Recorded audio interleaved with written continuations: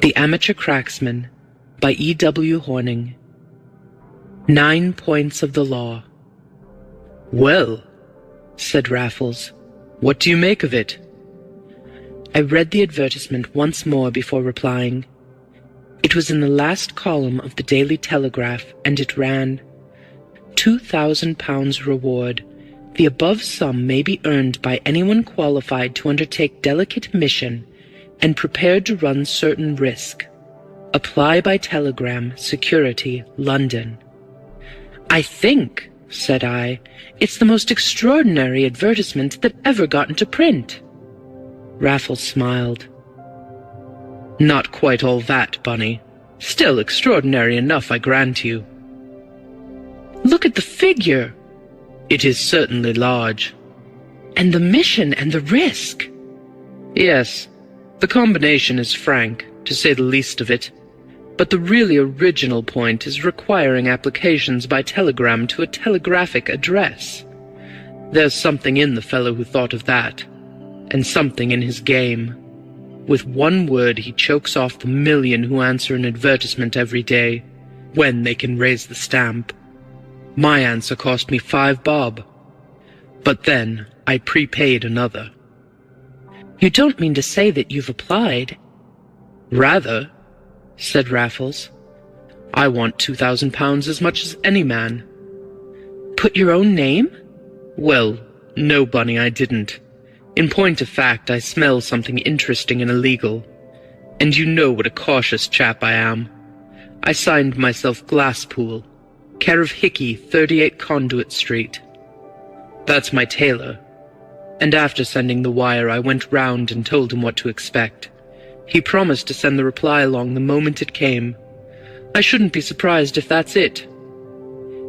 And he was gone before a double knock on the outer door had done ringing through the rooms, to return next minute with an open telegram and a face full of news. "What do you think?" said he. "Security is that fellow Addenbrooke, the police court lawyer, and he wants to see me instanter." "You know him, then?" "Merely by repute. I only hope he doesn't know me.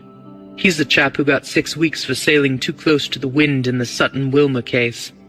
Everybody wondered why he wasn't struck off the rolls. Instead of that, he's got a first-rate practice on the seamy side, and every blackguard with half a case takes it straight to Bennett Addenbrooke. He's probably the one man who would have the cheek to put in an advertisement like that, and the one man who could do it without exciting suspicion. It's simply in his line. But you may be sure there's something shady at the bottom of it. The odd thing is that I have long made up my mind to go to Addenbrooke myself if accidents should happen." "And you're going to him now?" "This minute," said Raffles, brushing his hat. "And so are you." "But I came in to drag you out to lunch." "You shall lunch with me when we've seen this fellow. Come on, Bunny. We'll choose your name on the way. Mine's Glasspool, and don't you forget it." Mr. Bennett Addenbrooke occupied substantial offices in Wellington Street, Strand, and was out when we arrived. But he had only just gone over the way to the court, and 5 minutes sufficed to produce a brisk, fresh-coloured, resolute-looking man, with a very confident, rather festive air, and black eyes that opened wide at the sight of Raffles. "Mr. Glasspool?" exclaimed the lawyer. "My name," said Raffles with dry effrontery. "Not up at Lord's, however," said the other slyly. "My dear sir, I have seen you take far too many wickets to make any mistake." For a single moment Raffles looked venomous. Then he shrugged and smiled, and the smile grew into a cynical little chuckle. "So you have bowled me out in my turn," said he. "Well, I don't think there's anything to explain. I am harder up than I wish to admit under my own name, that's all. And I want that £1,000 reward." "2,000, said the solicitor. "And the man who is not above an alias happens to be just the sort of man I want. so don't let that worry you, my dear sir. The matter, however, is of a strictly private and confidential character." And he looked very hard at me. "Quite so," said Raffles. "But there was something about risk. A certain risk is involved." "Then surely 3 heads will be better than 2. I said I wanted that £1,000. My friend here wants the other. We are both cursedly hard up, and we go into this thing together or not at all. Must you have his name too? I should give him my real one, Bunny." Mr. Addenbrooke raised his eyebrows over the card I found for him. Then he drummed upon it with his fingernail, and his embarrassment expressed itself in a puzzled smile.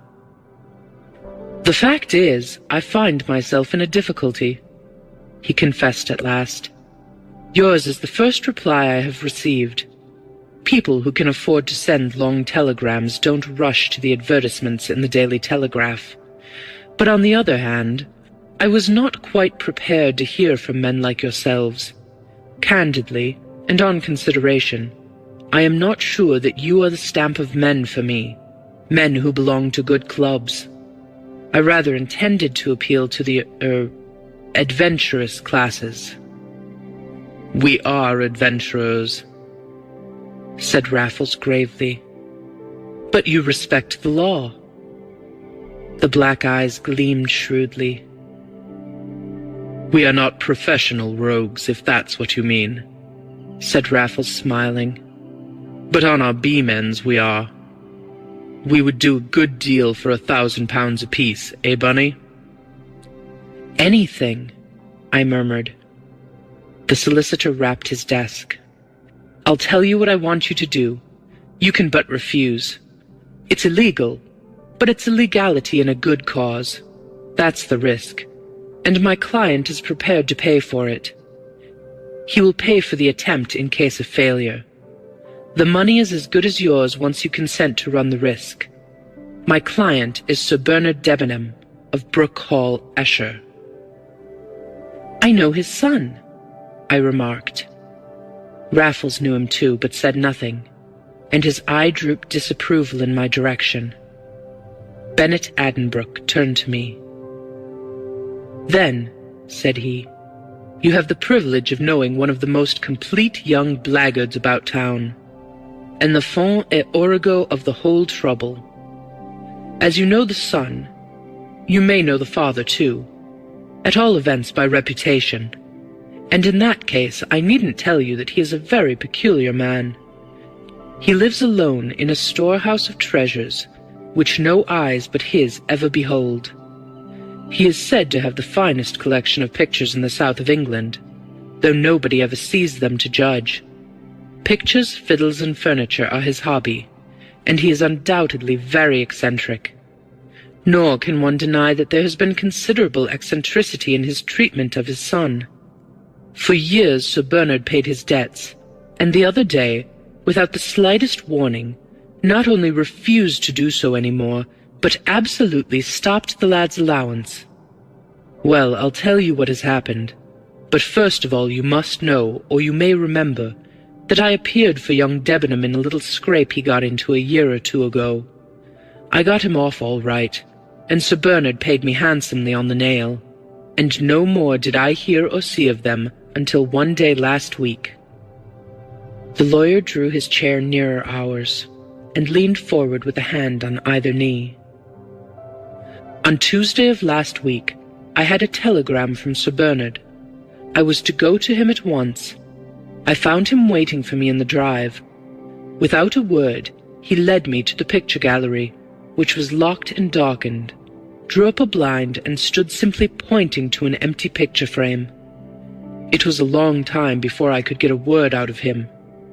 Then at last he told me that that frame had contained one of the rarest and most valuable pictures in England, in the world, an original Velasquez.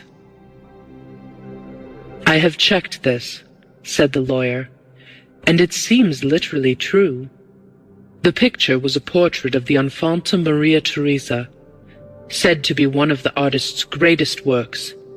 only second to another portrait of one of the popes in Rome, so they told me at the National Gallery, where they have its history by heart. They say there that the picture is practically priceless, and young Debenham has sold it for £5,000. "The deuce he has!" said Raffles. I inquired who had bought it. A Queensland legislator of the name of Craigs, the Honourable John Montague Craigs, MLC, to give him his full title. Not that we knew anything about him on Tuesday last. We didn't even know for certain that young Debenham had stole the picture. But he had gone down for money on the Monday evening, had been refused, and it was plain enough that he had helped himself in this way. He had threatened revenge, and this was it. Indeed, when I hunted him up in town on the Tuesday night, he confessed as much in the most brazen manner imaginable. But he wouldn't tell me who was the purchaser, and finding out took the rest of the week. But I did find out, and a nice time I've had of it ever since. Backwards and forwards between Esher and the Metropole, where the Queenslanders staying, sometimes twice a day, threats, offers, prayers, entreaties. Not one of them a bit of good. "But," said Raffles, "surely it's a clear case. The sale was illegal. You can pay him back his money and force him to give the picture up." "Exactly, but not without an action and a public scandal. And that my client declines to face. He would rather lose even his picture than have the whole thing get into the papers. He has disowned his son, but he will not disgrace him. Yet his picture he must have by hook or crook, and there's the rub. I am to get it back by fair means or foul.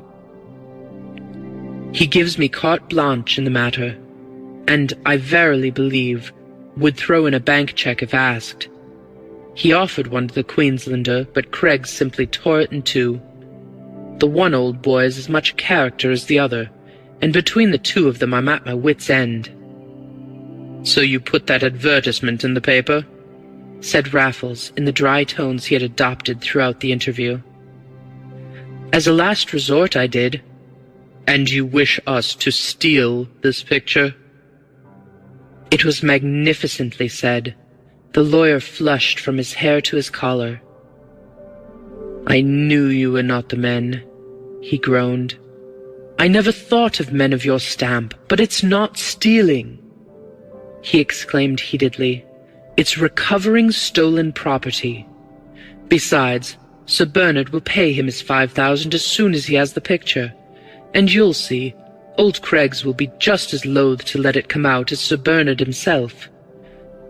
No, it's an enterprise, an adventure if you like, but not stealing." "You yourself mentioned the law," murmured Raffles. "And the risk," I added. "We pay for that," he said once more.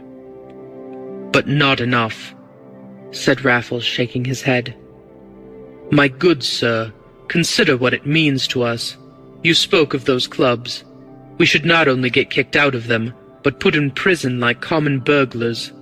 It's true we're hard up, but it simply isn't worth it at the price. Double your stakes, and I for one am your man."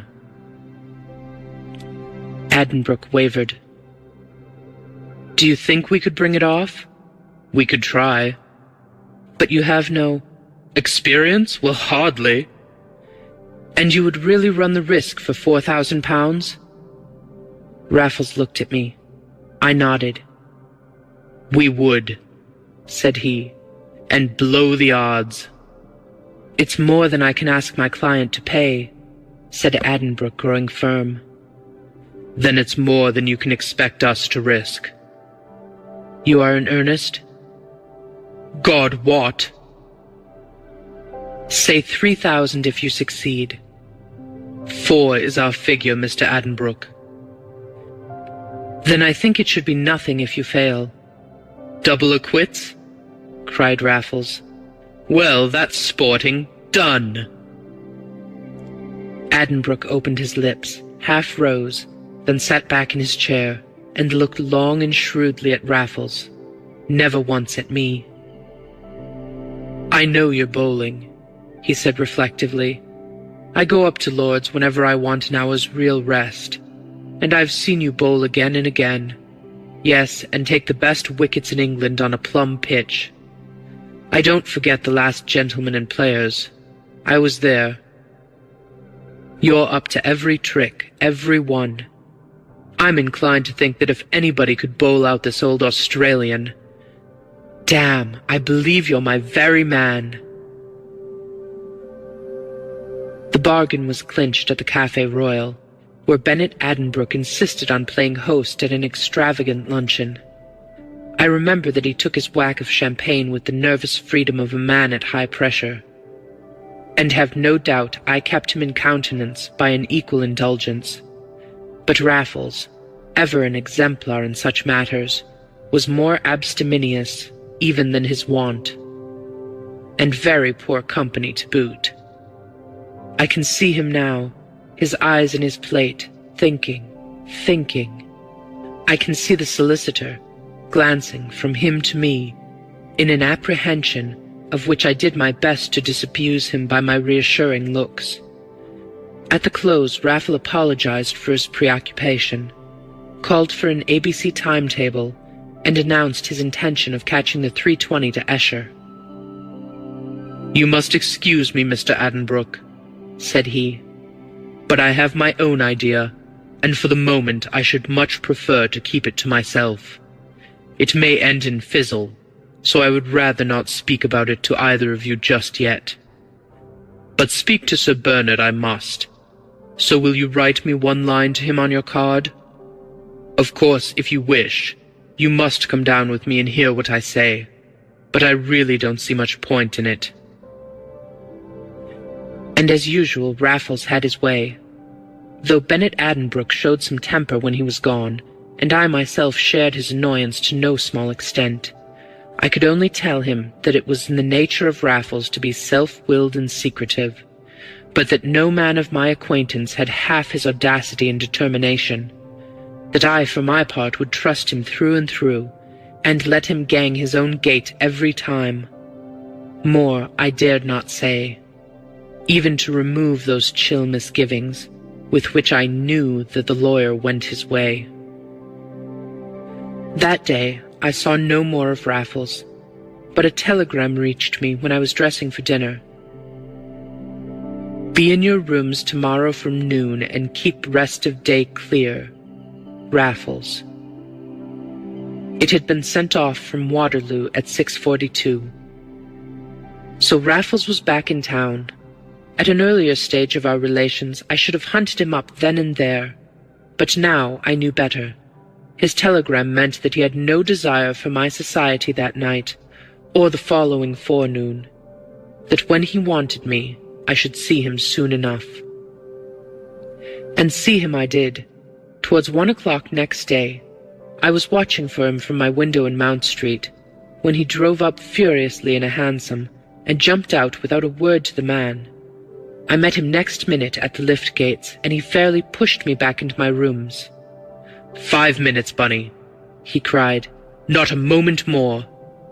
And he tore off his coat before flinging himself into the nearest chair. "I'm fairly on the rush," he panted. "Having the very devil of a time. Not a word till I tell you all I've done. I settled my plan of campaign yesterday at lunch. The first thing was to get in with this man Craigs. You can't break into a place like the Metropole. It's got to be done from the inside. Problem 1, how to get at the fellow. Only one sort of pretext would do. It must be something to do with this blessed picture, so I might see where he got it and all that. Well, I couldn't go and ask to see it out of curiosity, and I couldn't go as a second representative of the other old chap. And it was thinking how I could go that made me such a bear at lunch. But I saw my way before we got up.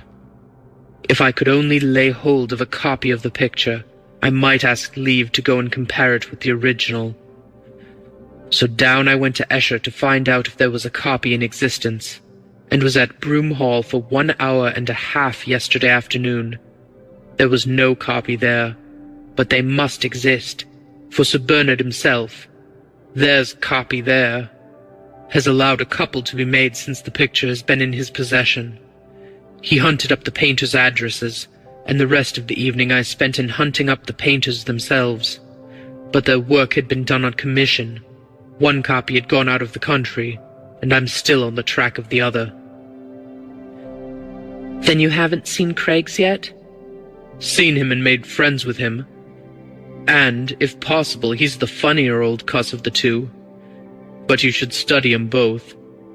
I took the bull by the horns this morning, went in and lied like Ananias. And it was just as well I did. The old ruffian sails for Australia by tomorrow's boat. I told him a man wanted to sell me a copy of the celebrated Infanta Maria Teresa of Velázquez, that I'd been down to the supposed owner of the picture only to find that he had just sold it to him. You should have seen his face when I told him that. He grinned all round his wicked old head. "Did old Debenham admit the sale?" says he, and when I said he had, he chuckled to himself for about 5 minutes. He was so pleased that he did just what I hoped he would do. He showed me the great picture. Luckily, it isn't by any means a large one. Also, the case he's got it in. It's an iron map case in which he brought over the plans of his land in Brisbane. He wants to know who would suspect it of containing an old master, too. He's had it fitted with a new Chubb's lock, and I managed to take an interest in the key while he was gloating over the canvas. I had the wax in the palm of my hand, and I shall make my duplicate this afternoon. Raffles looked at his watch and jumped up, saying he had given me a minute too much. "By the way," he added, "you've got to dine with him at the Metropole tonight." "I?" "Yes, don't look so scared. Both of us are invited. I swore you were dining with me. I accepted for us both. But I shan't be there." His clear eye was upon me, bright with meaning and with mischief. I implored him to tell me what his meaning was.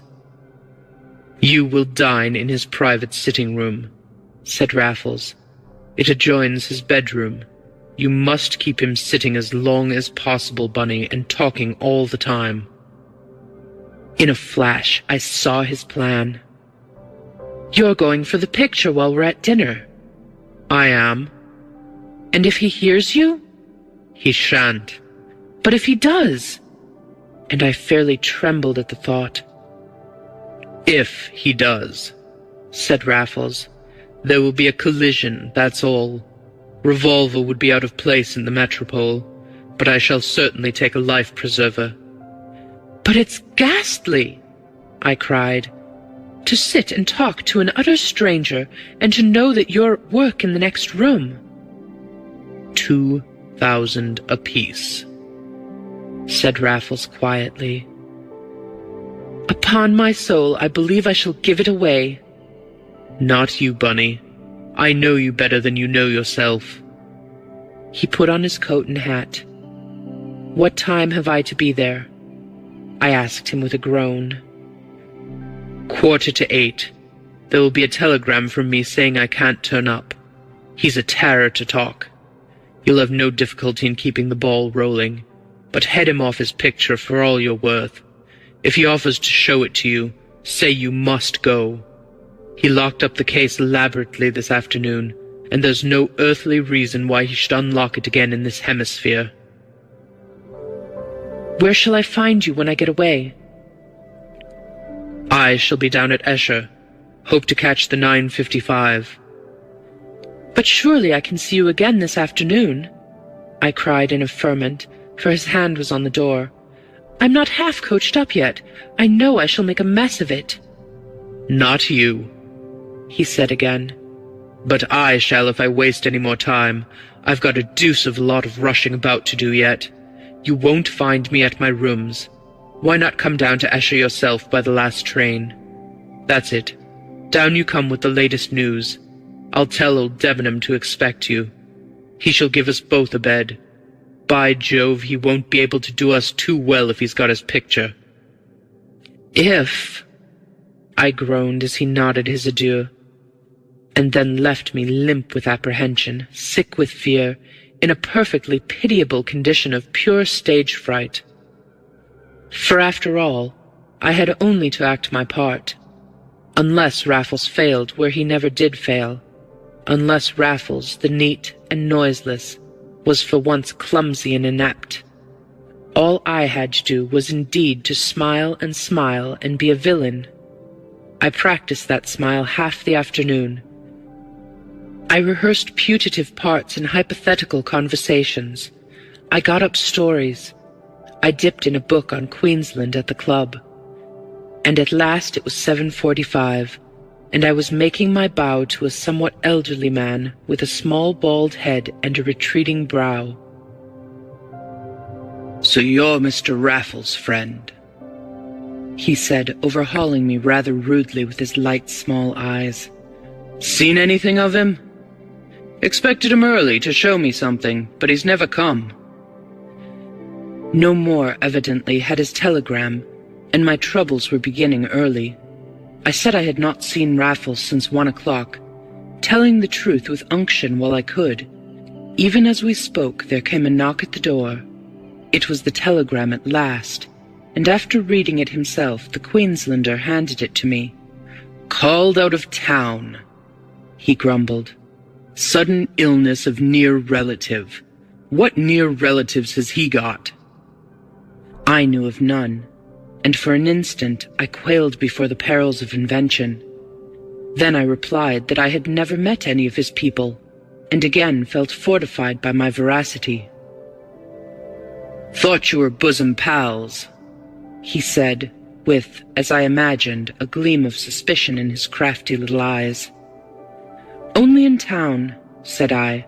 "I've never been to his place." "Well," he growled, "I suppose it can't be helped. Don't know why he wouldn't come and have his dinner first. Like to see the deathbed I'd go to without my dinner. It's a full-skin billet, if you ask me. Well, must just dine without him, and he'll have to buy his pig in a poke after all. Mind touching that bell? Suppose you know what he came to see me about. Sorry, I shan't see him again, for his own sake.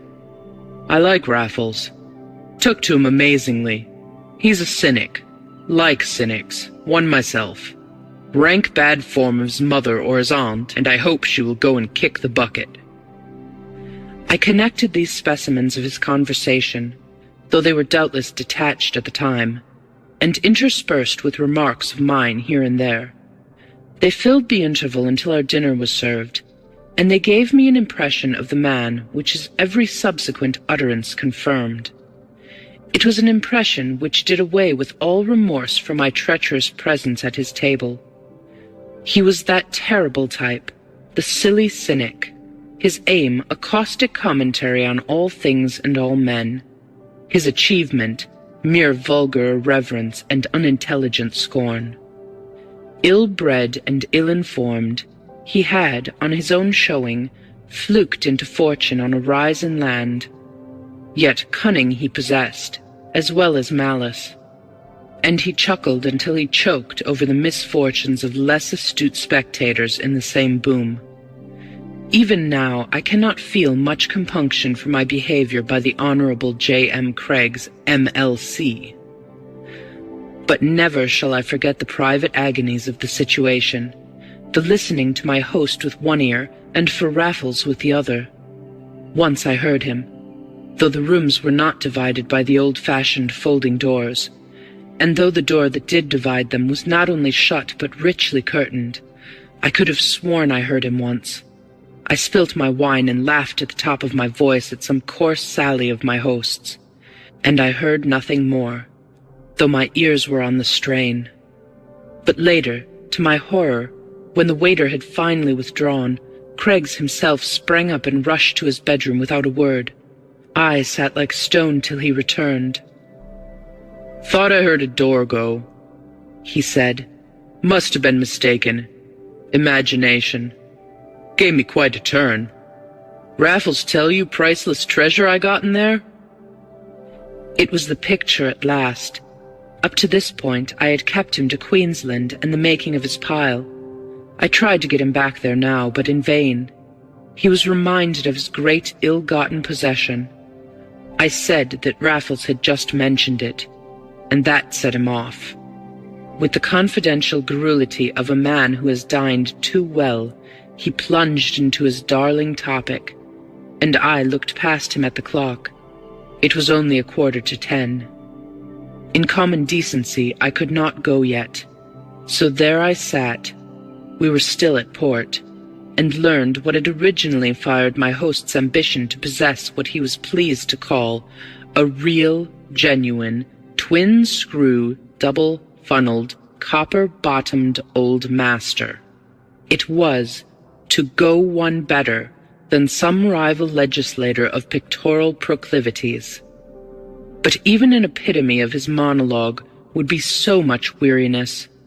Suffice it that it ended inevitably in the invitation that I had dreaded all the evening.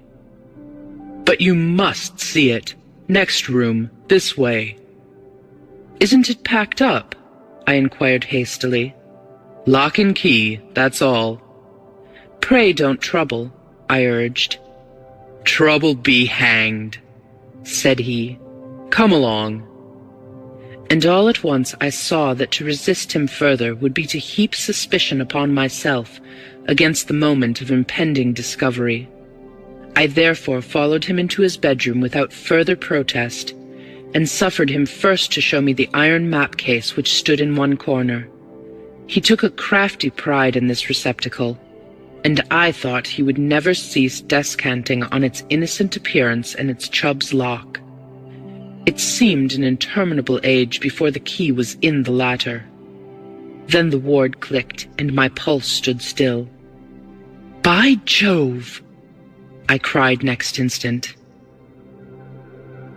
The canvas was in its place among the maps. "Thought it would knock you," said Craggs, drawing it out and unrolling it for my benefit. "Grand thing, ain't it? Wouldn't think it had been painted 230 years. It has, though, my word. Old Johnson's face will be a treat when he sees it. Won't go bragging about his pictures much more. Why, this one's worth all the pictures in Colony of Queensland put together. Worth £50,000, my boy, and I got it for 5. He dug me in the ribs, and seemed in the mood for further confidences. My appearance checked him, and he rubbed his hands. "If you take it like that," he chuckled, "how will old Johnson take it? Go out and hang himself to his own picture rods, I hope." Heaven knows what I contrived to say at last. Struck speechless first by my relief, I continued silent from a very different cause. A new tangle of emotions tied my tongue. Raffles had failed. Raffles had failed! Could I not succeed? Was it too late? Was there no way? "So long," he said, taking a last look at the canvas before he rolled it up. "So long till we get to Brisbane." The flutter I was in as he closed the case. "For the last time," he went on as his keys jingled back into his pocket. "It goes straight into the strong room on board." If I could but send him out to Australia with only its legitimate contents in his precious map case. If I could but succeed where Raffles had failed. We returned to the other room. I have no notion how long he talked or what about.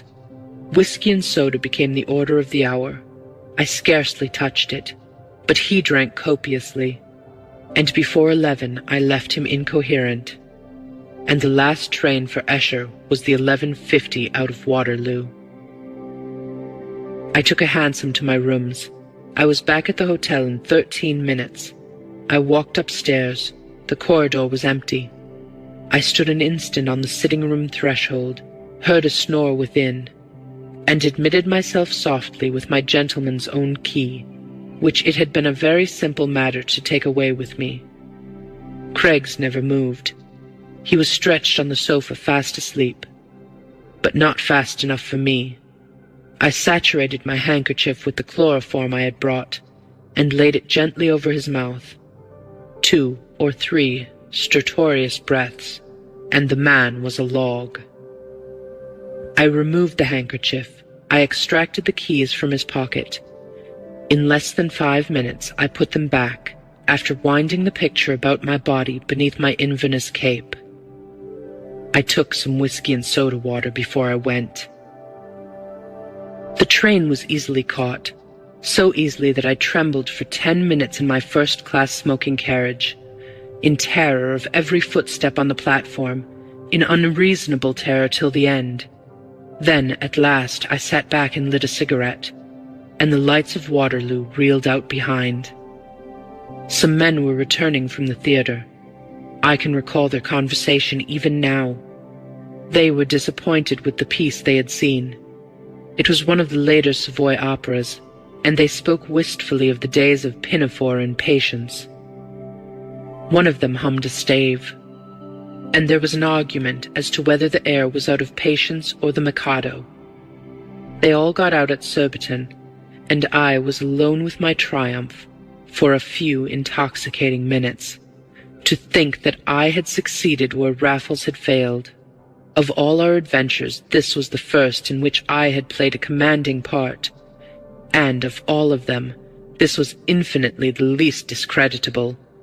It left me without a conscience qualm. I had but robbed a robber when all was said, and I had done it myself, single-handed, ipse egomet. I pictured Raffles, his surprise, his delight. He would think a little more of me in future. And that future, it should be different. We had £2,000 apiece, surely enough to start afresh as honest men, and all through me. In a glow, I sprang out at Esher, and took the one belated cab that was waiting under the bridge. In a perfect fever, I beheld Broom Hall, with the low stories still lit up, and saw the front door open as I climbed the steps. "Thought it was you," said Raffles cheerily. "It's all right. There's a bed for you. Sir Bernard's sitting up to shake your hand." His good spirits disappointed me, but I knew the man. He was one of those who wear their brightest smile in the blackest hour. I knew him too well by this time to be deceived. "I've got it!" I cried in his ear. "I've got it!" "Got what?" he asked me, stepping back. "The picture." "What?" "The picture. He showed it me. You had to go without it. I saw that, so I determined to have it. And here it is." "Let's see," said Raffles grimly. I threw off my cape and unwound the canvas from about my body. While I was doing so, an untidy old gentleman made his appearance in the hall, and stood looking on with raised eyebrows. "Looks pretty fresh for an old master, doesn't she?" said Raffles. His tone was strange. I could only suppose that he was jealous of my success. "So Craig said. I hardly looked at it myself." "Well, look now, look closely. By Jove, I must have faked her better than I thought." "It's a copy?" I cried. "It's the copy," he answered. "It's the copy I've been tearing all over the country to procure. It's the copy I faked back and front so that on your own showing it imposed upon Craig's, and might have made him happy for life.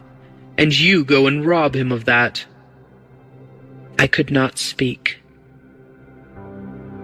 "How did you manage it?" inquired Sir Bernard Debenham. "Have you killed him?" asked Raffles sardonically. I did not look at him. I turned to Sir Bernard Debenham, and to him I told my story, hoarsely, excitedly, for it was all that I could do to keep from breaking down. But as I spoke I became calmer, and I finished in mere bitterness, with the remark that another time Raffles might tell me what he meant to do. "Another time?" he cried instantly. "My dear Bunny, you speak as though we are going to turn burglars for a living." "I trust you won't," said Sir Bernard, smiling, "for you are certainly two very daring young men. Let us hope our friend from Queensland will do as he has said, and not open his map case till he gets back there. He will find my check awaiting him, and I shall be very much surprised if he troubles any of us again." Raffles and I did not speak till I was in the room which had been prepared for me, nor was I anxious to do so then, but he followed me and took my hand. "Bunny," said he, "don't you be hard on a fellow. I was in the deuced of a hurry, and didn't know that I should ever get what I wanted in time, and that's a fact. But it serves me right that you should have gone and undone one of the best things I ever did. As for your handiwork, old chap, you won't mind my saying that I didn't think you had it in you. In future—" "Don't talk to me about the future," I cried. "I hate the whole thing. I'm going to chuck it up." "So am I," said Raffles, "when I've made my pile." End of 9 Points of the Law.